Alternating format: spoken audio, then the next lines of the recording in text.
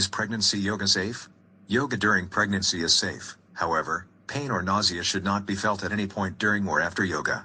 If this happens, stop exercising and contact your GP or midwife.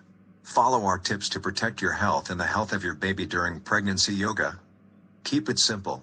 Any position which feels uncomfortable should be left out, Fox says. Lying on the front soon becomes inappropriate, she says.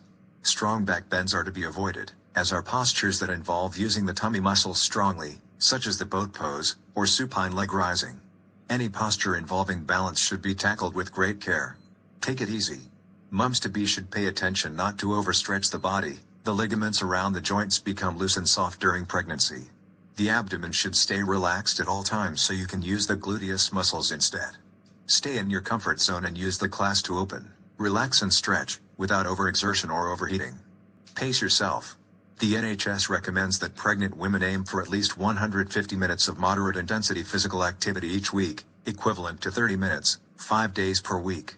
However, if you can't hold a conversation while practicing pregnancy yoga, you're pushing yourself too hard.